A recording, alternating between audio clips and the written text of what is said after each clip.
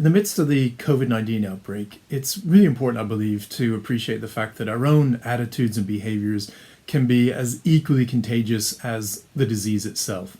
And in the same way that we have a really strong public duty obligation to minimize the spread of this disease, we also are obliged to take a look at how our own actions and behaviors can affect others around us and make sure that we're doing the right thing. So, if we're looking to exhibit a real calm sense of resolve, we're going to need resilience to do that. And this episode is going to cover what is resilience, how it's built, how it can be eroded, and three simple questions that I ask myself when I find that I might be straying off the course that I wish to keep on to, and we'll go through each of those one by one. So in a moment when many of our own individual liberties, freedoms have been eroded or removed altogether, we still do have, the ultimate final freedom of choice of deciding how we are going to react and behave to events around us. So let's try to make a good choice and stand as a good example that we would want to see in others as well as in ourselves. I'm going to borrow heavily from Angela Duckworth's work on grit in this section.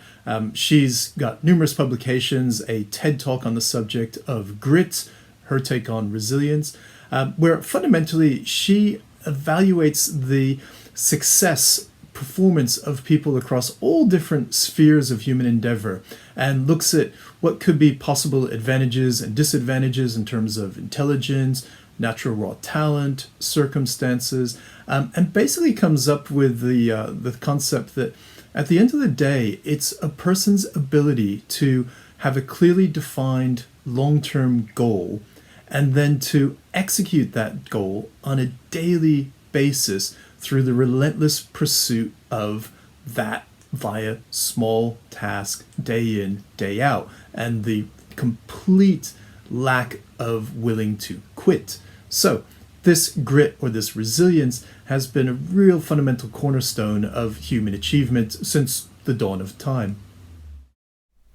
As we've seen, having a very strong long-term goal in the back of one's mind is one of the key components. To quote Nietzsche, the person who has a good enough why will figure out any how to get there in the end. Beyond having a really solid goal to work from and being able to, on a daily basis, do what's necessary to make that happen, you need to do things that are really challenging and difficult. It's impossible to grow otherwise. Take some risks. Try new things. Do something that stretches you. And in doing so, you'll either have failures that you can learn from, or you'll have successes that you can build on. But either way, you're going to help to develop some resilience along the way, because you're never going to be able to learn to pick yourself off the ground if you haven't been put your nose down in the dirt in the first place, and many, many times. So like many things, resilience is never built instantaneously. There are no 3 quick, easy steps to get there. It's a step-by-step process over time.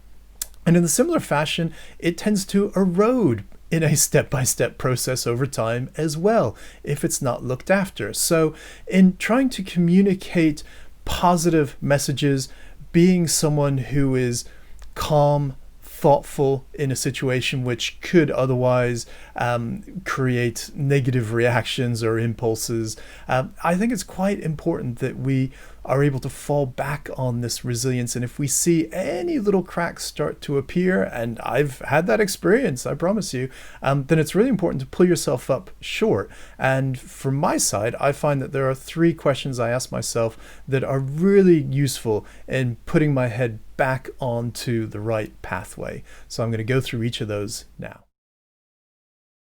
Question 1.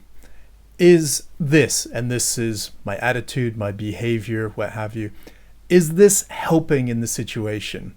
And let's face it, if you've had to ask yourself this question, you really already know what the answer is going to be, and that is, it's not helping you. And so if it's not helping you, if it's not helping others around you, then there really is no point to continue along that pathway.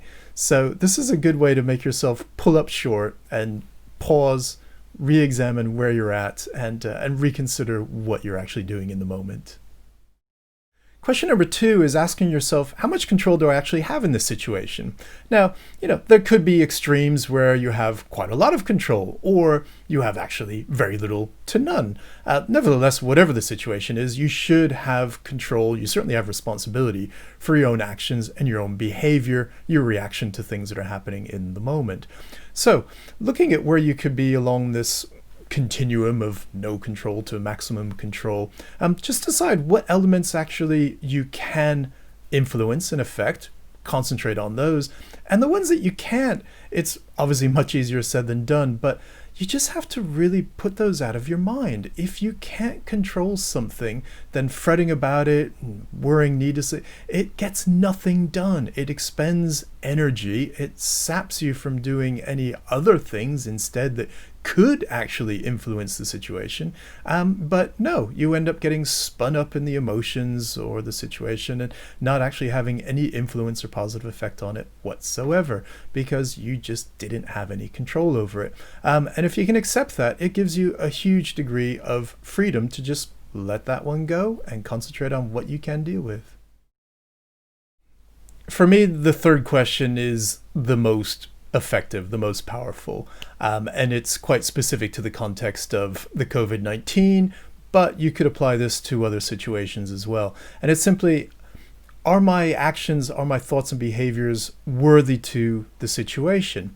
So here in assessing, am I contributing to resolute calm, or am I contributing to panic? I just reflect on the fact that, right now there are people who are working tirelessly, putting themselves at risk, at high danger, to take care of us in the emergency services and first responders and our hospitals, in all of these frontline situations, as well as people working very hard in day-to-day things that we might not think of even, just to keep the water running, the power on, all of these things in daily society that are happening that have not broken down in the midst of a COVID-19 pandemic.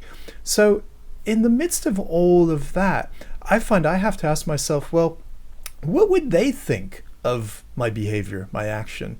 What would they want to see if they're making these kind of sacrifices? What can we do in return? And, that's honestly a big ask, and it should pull us up short.